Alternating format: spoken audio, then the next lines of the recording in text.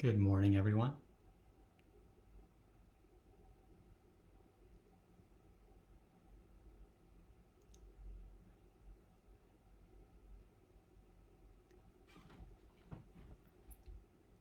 It'll just be a minute before we get started.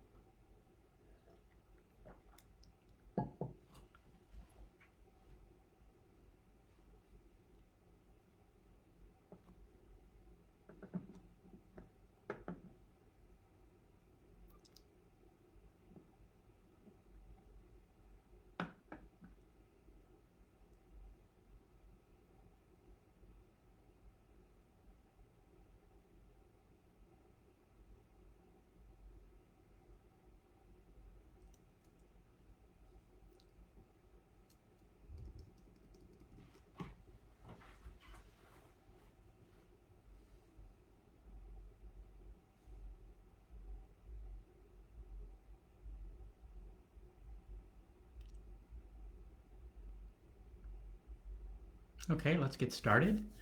Good morning, everyone. I'm Sunnyvale Mayor Larry Klein. Thank you for joining me again this week. Welcome to February. This is the 47th installment of my virtual office hour address every week. People really say that they appreciate these weekly live stream addresses and hearing from their mayor. So I'll continue to do these. It's really great because it gives me a chance to give you updates, answer some of your questions, and of course, just provide some general words of encouragement. So thank you for allowing me to continue to represent you and to work for Sunnyvale during ever-changing times. I hope everyone's doing well, staying healthy. Please remember to take care of yourself, both physically and mentally. These are still very difficult times. The shelter in place seems to go on forever. That fatigue of staying at home, and it's important to continue to follow the county health order. Do your part to stop the spread of the virus as much as possible. Continue to wash your hands. Don't touch your face. You know. Uh, Reduce the number of people that you're coming in contact with on a daily basis, and of course just continue to wear your mask. It helps. It's mandatory. You could be a carrier of the virus, or you meet somebody who's a carrier of the virus, and be and they're asymptomatic, and that's one of the frontline defenses until everyone has their vaccine that the people can easily do. We're now 319 days after the March 16th county health order started all this in an attempt to slow the spread of COVID 19. It's a lot's happened, and that a lot happens every day. There's daily press conferences, there's seminars, and just a lot of conference calls to confer and advocate on your behalf. A lot continues to happen. Let's go ahead and talk about what's happened at the federal, state, county, and city level over the last 2 weeks or so. So last Monday, Governor Newsom removed the entire state out of the regional health order, and it's only been less than 2 weeks now, but a lot has happened since then. So all the regions were moved into the purple tier. If you remember what the purple tier was, it allowed for outdoor dining, for restaurants, it allowed gyms, hair salons, nail salons to reopen with, of course, the same limitations that we had a few months ago. And the governor also changed, the from a state level, limited youth and professional sports can restart under new guidelines that have been laid out. So that's actually been good for a few schools in the Bay Area that have started doing outdoor exercising with some of their sports teams. Still like football is still non-contact. There's still um, lots of kind of restrictions depending upon what tier you're at, but at least allows some things to certain things to actually start certain schools and kids in sports to actually have some outdoor activities. Under that purple tier, cross country, track and field, golf and swimming can take place, but it's not until the red tier that baseball and softball could go, and then yellow is when basketball and football can actually have actual games.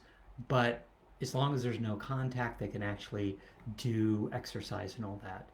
The governor also unveiled the eviction moratorium, and we'll talk a little bit about that. That extends until June 30th. And so that was last Monday. Last Tuesday, we council had a short meeting. It was basically just to approve the fiscal year 2020-2021 grant program changes and community events. And so that was, this council. So what we do is allow up to, $1,000 or $1,500 for neighborhood grants for different neighborhoods around the city to put on events. And then there's also a community grant for larger events like the tree lighting, some of the music and all that. And hopefully later this year we'll be back to dealing with that. Last Thursday, from a state level, the state legislators approved a housing package, mainly utilizing federal funds. So what they did was, for one thing, they extended that eviction moratorium to June 30th, as we were talking about. And so that basically gives the same protections that were set to expire. But there's also payback. So basically, landlords, it's still a new state measure to give money back to the landlords who haven't been getting rent. So they can receive up to 80% of back rent due between April of 2020 and March of 2021 if they waive the remaining 20% of debt and not seek eviction. So it's not just for those people, for those tenants that have been hit by COVID. It's not just to make sure that they have protections through June, but it's also because of that big backlog in monthly rent that they owe. If they can't pay it, it's utilizing federal funds to say the state will utilize those federal funds to pay back the landlords for a portion of what's owed to them if they waive the remaining amount. So that's important. And then if they don't and they can't, and basically part of that is also waive the remaining amount, but also say that they're not going to evict those tenants. And then landlords refusing to waive the right to evict may only collect 25% of the back rent due from those federal funds. And so those funds should be start to be distributed in March. And so I think this will allow, I've heard from landlords who say, it's like, oh, my tenants haven't been able to pay, but I also have a mortgage and I can barely make my mortgage. So this is some way to kind of deal with the large amount of money that's owed by California renters. And the state budget put it as around $400 million in back rent, but there's been independent researchers to say that that's closer to $1 billion. So we'll see where that goes and how quickly that money rolls out. So last Thursday, council had its all-day strategic session, and we have several all-day sessions during the year, but this to me is always one of the best ones, and especially with two new council members, it's really good because it allows council to build more rapport, because we get to talk a little bit more freely, because it's an agendized item is basically kind of going through our strategy. We got to, for one thing, we got a great overview of where the city stands on a lot of different areas. And so this allowed council members to ask questions about projects. And then, and we also then kind of focused on the 6 council policy priorities. And so Those priorities are the Civic Center modernization, which is currently underway, at least for phase one. And phase one is a new city hall and an addition on to DPS. Phase two includes a new library. The other thing is open space acquisition planning and the future of golf courses. Uh, Another one is improved processes and services through the use of technology. Uh, Another is of infrastructure to support development and traffic. And the last two are downtown Sunnyvale and accelerating climate action. And so we had a lot of discussions as far as that's concerned. Um, we added the active transportation plan onto the ability of infrastructure to support development and traffic. We approved our active transportation plan last year, and I think that was a good step for defining all the new bike infrastructure, pedestrian infrastructure that we'd like to put in. But it's also, this is showing that okay, we're going to start designing, and we have a lot of projects underway right now, but this is showing that it is a priority. We added equity, access, and inclusion, and after the issues, Black Lives Matter, the unity sessions, reaching out in the community, and we have our statement of values is we really value our diverse community, and that diversity is really important for what Sunnyvale really is. And so making it a council policy, I think, was very important to show that equity, that access, that inclusion needs to be put throughout everything that we do. We removed open space acquisition planning and future of golf courses. I had some issues with that. I think we can always continue to look for adding additional open space wherever we can.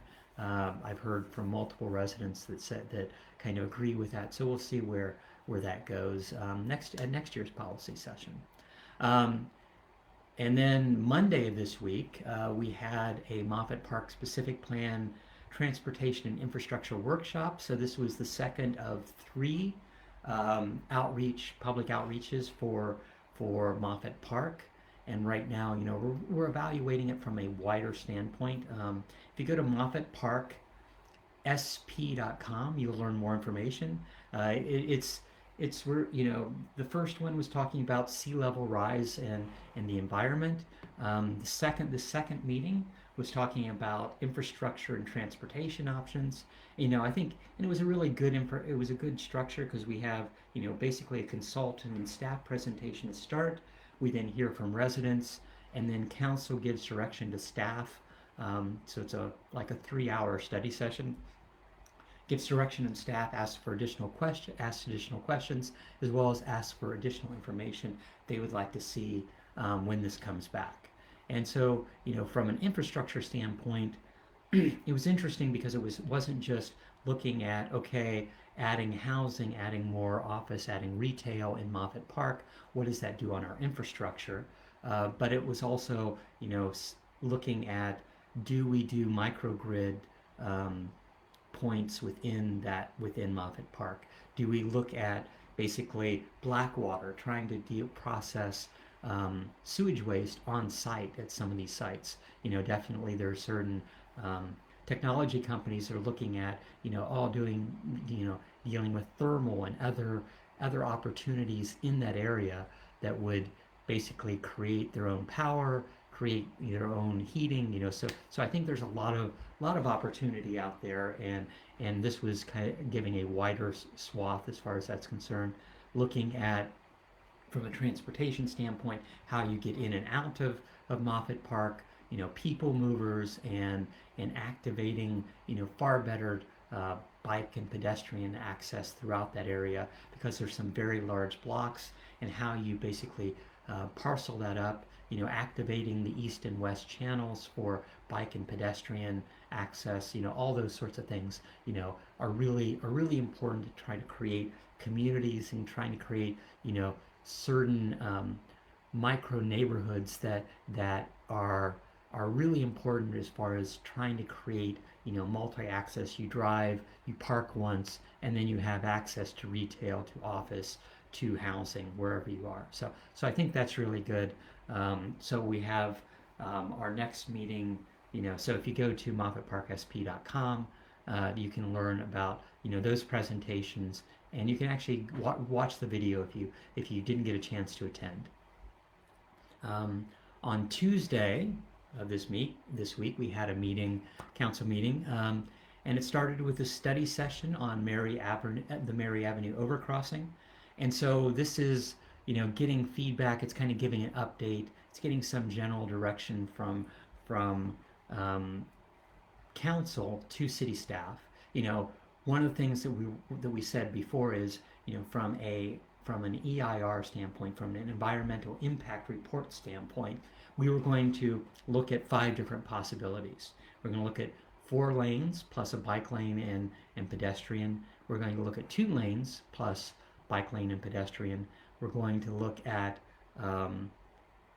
2 lanes of HOV only, bike and pedestrian, and then a bridge that's bike and pedestrian only, or no project at all. So we already kind of gave that direction to council, or from council already gave that direction to city staff, but there was a question. There's some basically state legislation and lawsuits that happened last year that council does need to choose a preferred project going into that EIR.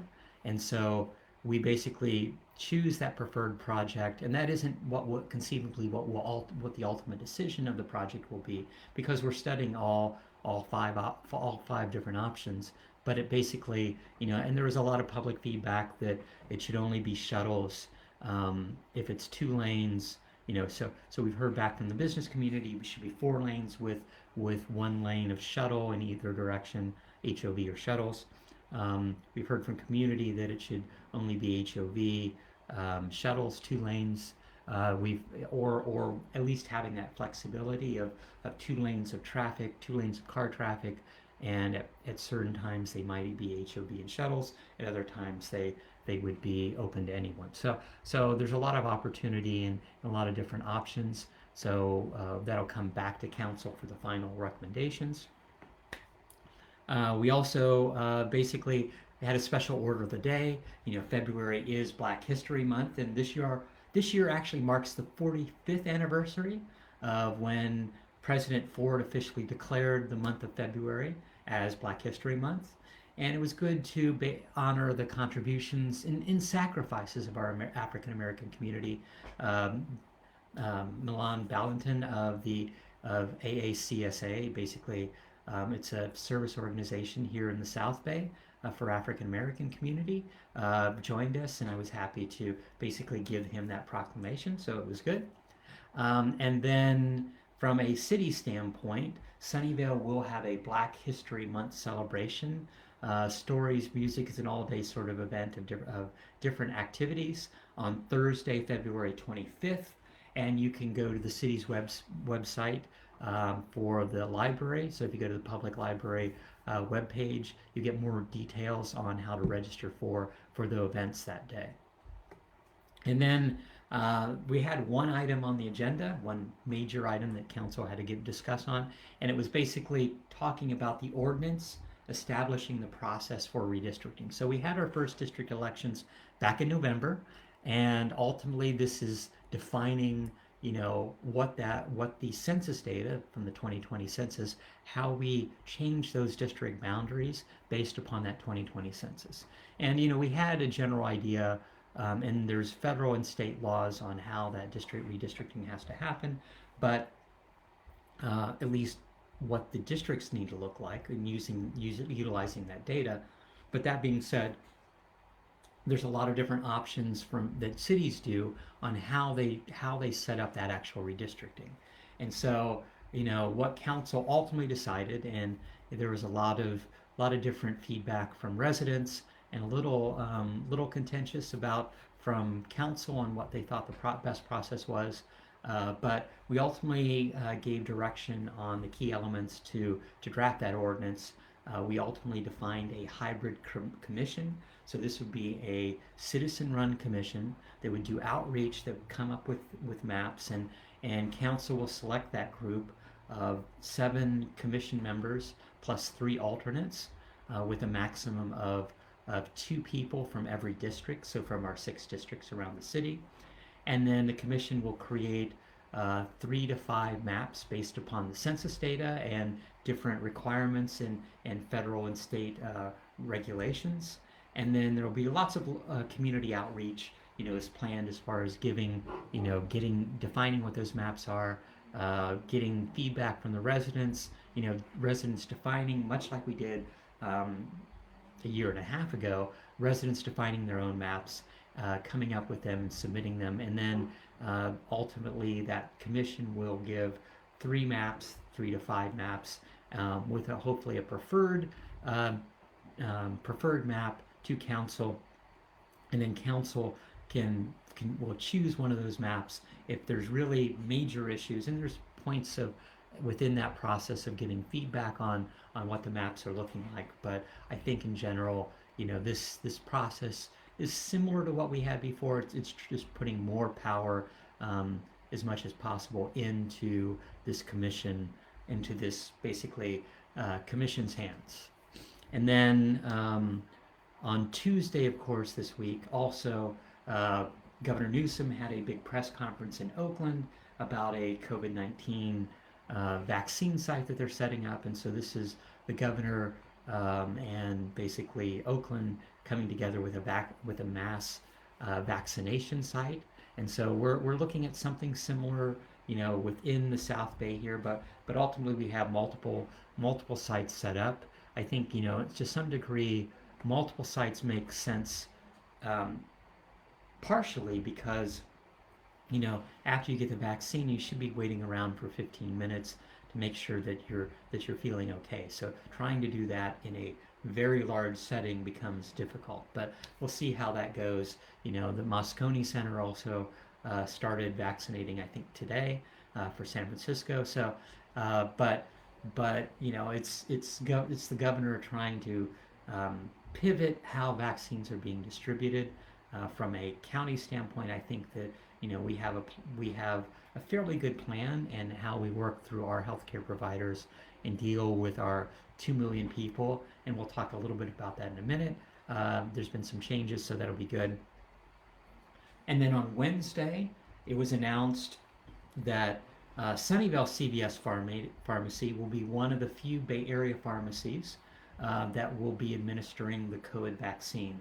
And so it's Sunnyvale. So basically, from a federal government standpoint, there's distributions at Walgreens, at CVS around the country, and ultimately those vaccines will go not through the state, but from the federal government straight to the pharmacy itself. And so it was Sunnyvale, Sonoma, San Francisco, and only a few locations in the Bay Area.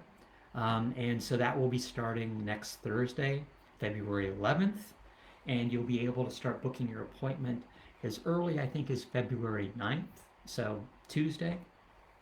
Of course, you need to be eligible based upon the state eligibility. You need to be 65 and older, and all the other, frontline worker, all the other options that are part of the current distribution plan. So, and you do need to have that appointment before receiving your dose, which is critical.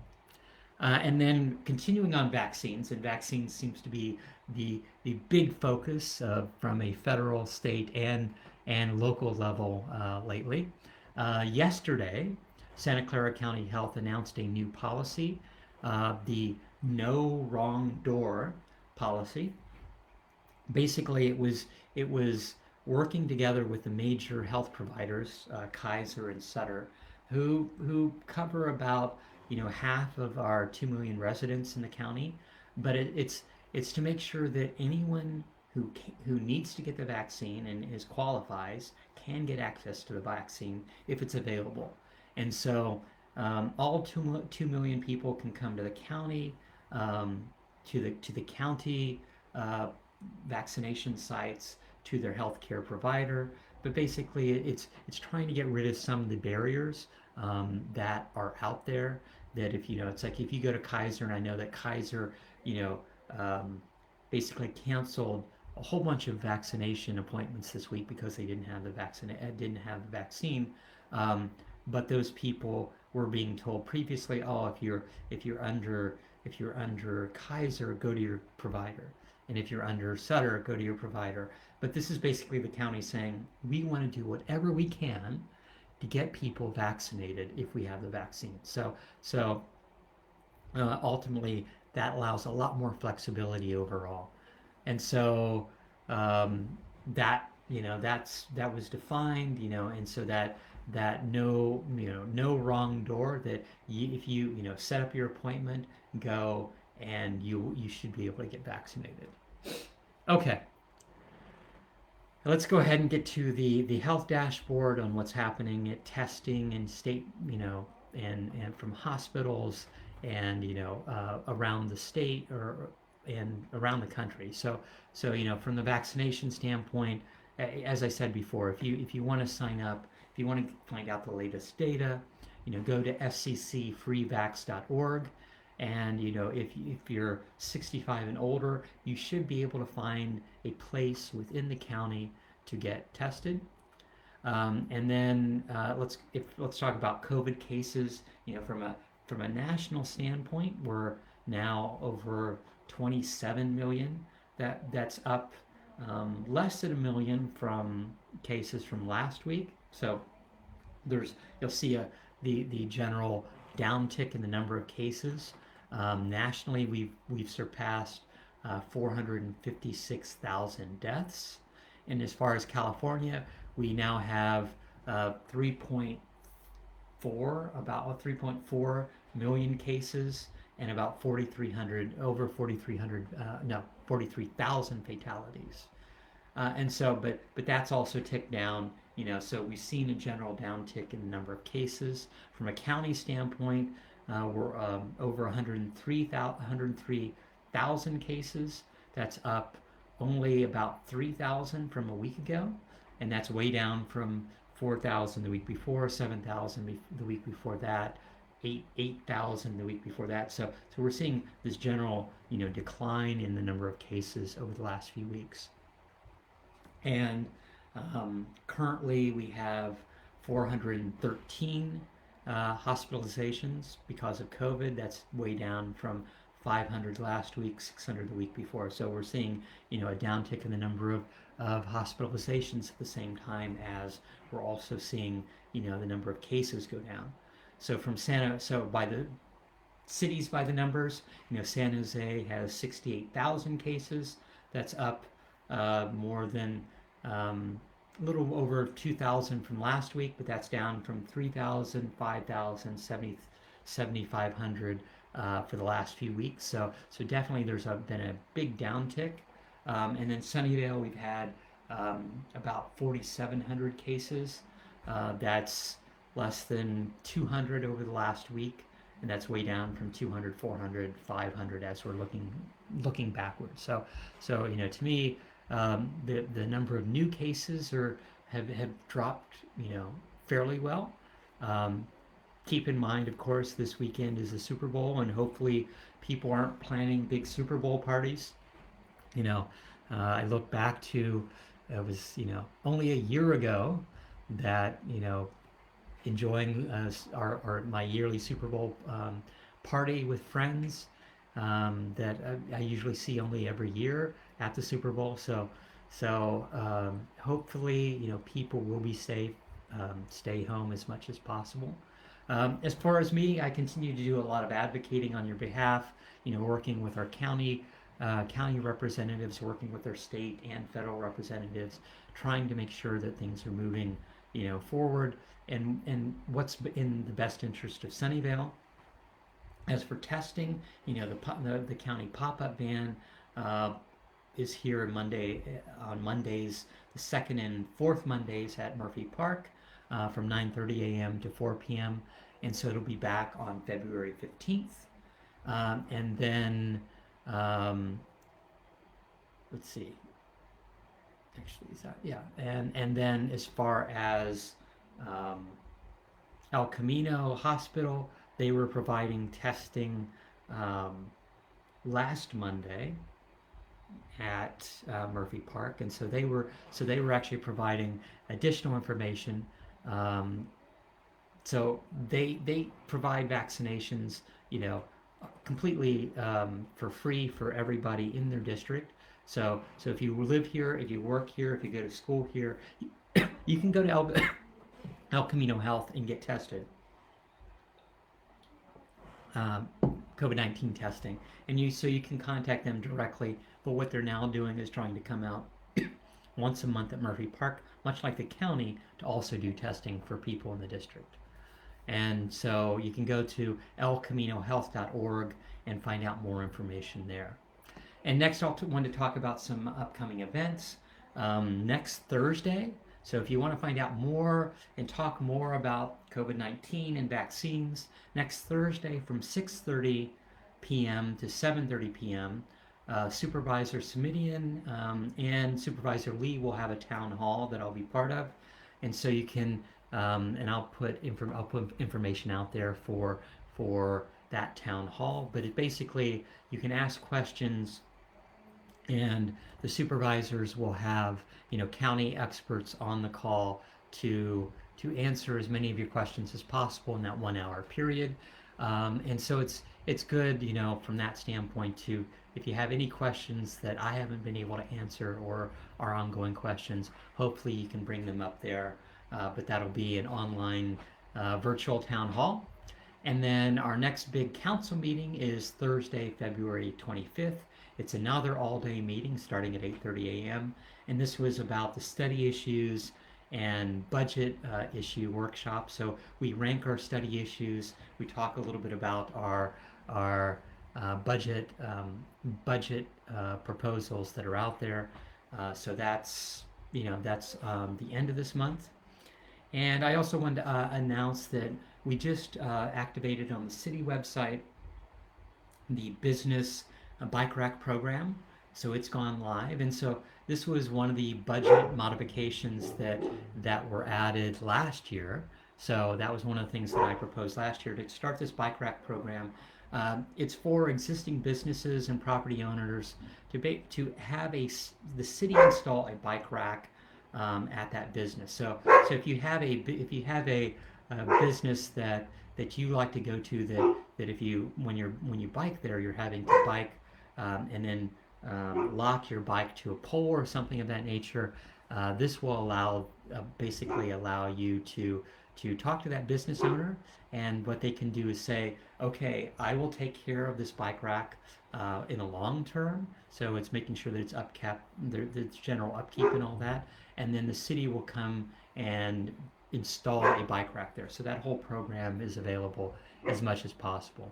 But that's gone live now, and I think it's really good to encourage what I'll say is some of the older business areas in the city. We have lots of bike racks that have been added downtown, but there's lots of places along El Camino and other small businesses around the city that I think would really get more traffic if people had a place to lock their bikes when they were there. And so I think that it's a great program, and kind of we'll see how well it goes forward. But I think that has a lot of opportunity. Let's go ahead and get to the weekly questions. Kenny asked, "Will Murphy Avenue be closed again? Will close permanently to car traffic?" And so Murphy closed again to car traffic down last Friday. So last Friday morning, Murphy Avenue closed again for al fresco dining, and ultimately, and that was because the Downtown Association requested it. The businesses along the street wanted that. Definitely, I keep pushing them that in the long run, I think that after the pandemic, closing it permanently makes sense. But until we get past that pandemic, they don't want to make that permanent in case the state closes down outdoor dining again, and it makes it a little bit easier for people to do takeout along Murphy Avenue. But definitely if you love outdoor dining along Murphy and love that closed open kind of that pedestrian zone that's there, tell your restaurants, tell your businesses that you're going to that that's what you prefer. And so ultimately, uh, I think in the long run, they've heard that, and they've heard that from a lot of residents that it's something that people want. But it does really help to continue on those reminders. Brooke asked, will a mass vaccination site open in Santa Clara County, or are there plans for pop-up or mobile sites? So definitely, there's the county already has pop-up sites, so they have a pop-up van, and they've been mainly concentrating on East County recently. So that's one of the hardest hit as far as the number of COVID cases, and so they're trying to get ahead by taking the vaccines out into the public as much as possible.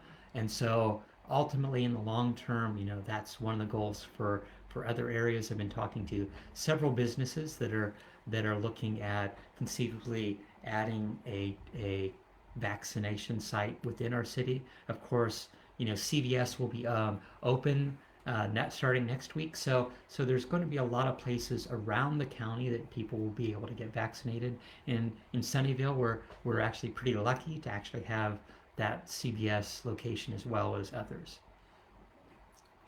George asked, now that the latest downtown Sunnyvale development project has made it through Planning Commission, what can you tell us about the next three projects for that area?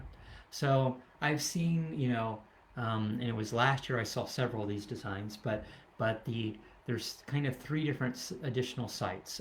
So what was approved at last week's or week and a half, 2 weeks ago's Planning Commission. 2 weeks ago's Planning Commission was the housing that goes around Redwood Square, and so it's an L-shaped kind of building that ultimately will have about 450 apartments, and so it's a mixture of studios and junior one bedrooms, 2 bedrooms, 3 bedrooms, but mainly that's 1 bedrooms and studios. And then so that was approved at the Planning Commission, and that will have ultimately that will also open up kind of an atrium that along Francis. So the concept is to from the Caltrain station going south, basically open up that area so that you have this big. So you have basically a big atrium that'll head right into Redwood Square, and so that's the housing that was done. And earlier this week, I reviewed kind of at least saw a first design of the office space that'll go along Washington. So where Macy's is now, it'll partially be taken up by the new housing that'll be there, so new apartments that'll be there, and from a residential standpoint, it'll have retail on the bottom and then housing above, and then along Washington, it'll be two separate buildings. And what this will do is create basically a plaza along Francis. So it'll be a big open area, outdoor seating, and then two similar buildings with retail on the bottom, and then along Francis, it'll be a few kind of co-work spaces that'll be there, art, lots. So it's an interesting way that they're trying to activate that area. But then along Washington, and especially along Murphy, right at the corner of Murphy and Washington, there'll be an outdoor covered area that'll be there, and then there'll be kind of set back office space along that area. So the architecture is very interesting, and lots of textures, and they're looking at doing very interesting thing with the pavers in the street.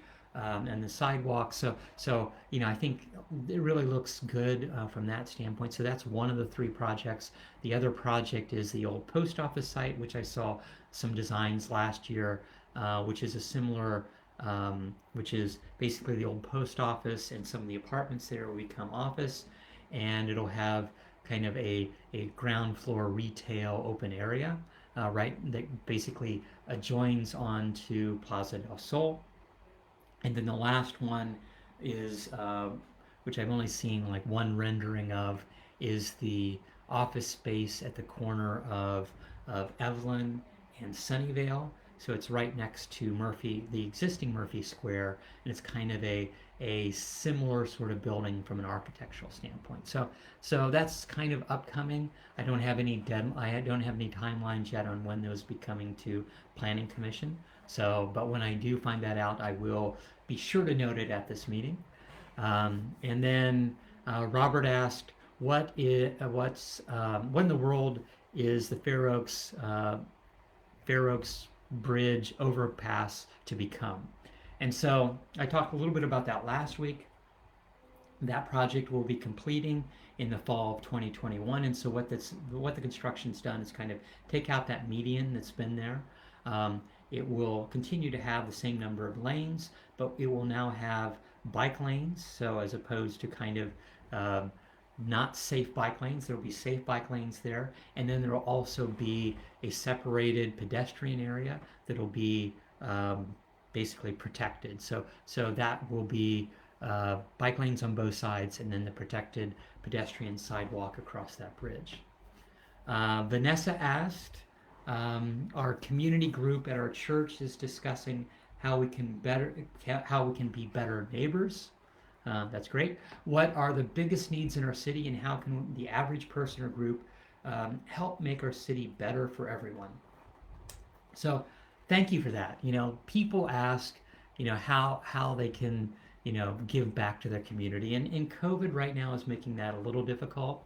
So I'll list a few things, a few ways that people can become active, during COVID and, post COVID. It's a lot easier, but as far as volunteering, one thing right now is from a planning from the commissions. So from our boards and commissions, from a city standpoint, we are taking applications for our spring interviews or winter interviews, depending on how you see it, for openings on our commissions, and I'll post about that. But there's several commissions that do have openings.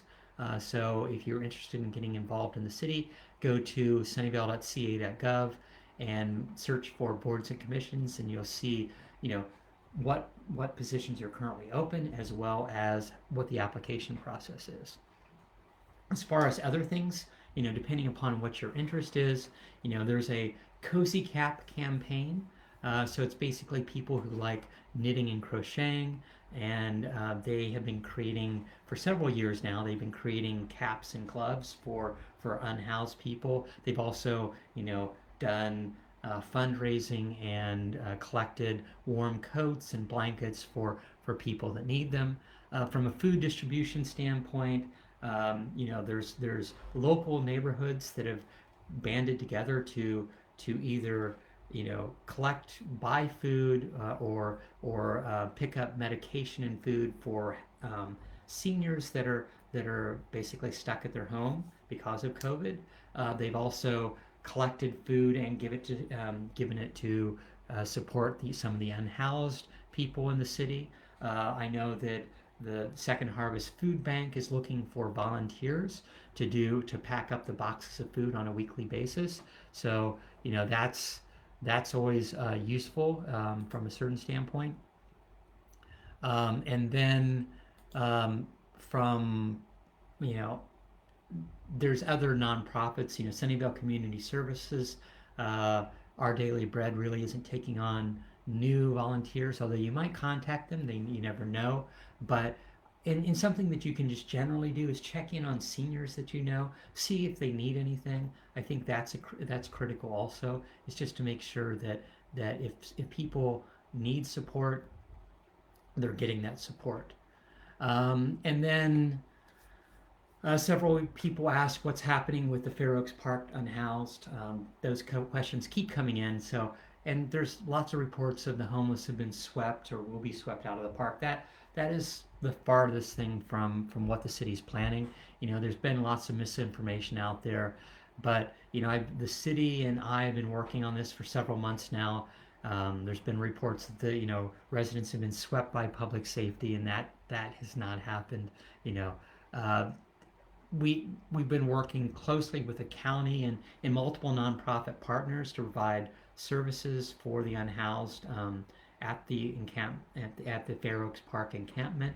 Um, and so that's Sunnyvale Community Services, that's Downtown Streets team, that's working with the county to do COVID testing and hopefully get vaccinations there soon. Um, all this is part of the plan to renovate Fair Oaks Park, and right now we've pushed off the plan to move the people out of that park and into shelters or hotels until the end of this month.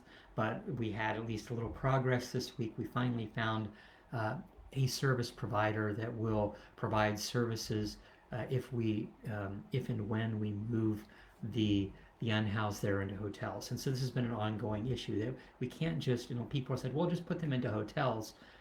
That's that's wonderful, except if you're not providing the appropriate services, if you're not providing, storage, processing and storage of their possessions, you're not really doing the right thing. And so from that standpoint, we've been trying to get the county to do it. The county doesn't have bandwidth. They've been completely, overwhelmed with COVID-19. And so, our the shelter um, along along Ross, the Hamlin shelter would ultimately has 175 beds, but because of COVID-19 is down to about 80 people that can actually be there and be safe because of COVID restrictions as far as spacing. So there's bandwidth, but we don't have the bandwidth. The county doesn't have the bandwidth to house them. So we've been looking at housing them, but providing those resources, providing those services is critical. Making sure that they're getting the food, getting the medical attention that they need is the critical portion of that. And so finally we think we have a service provider that we're in final negotiations with that will actually make that transfer viable. So that's good. And let's see. Oh, and one question. Molly asked this question several weeks ago. Um, when is Dunkin' Donuts opening?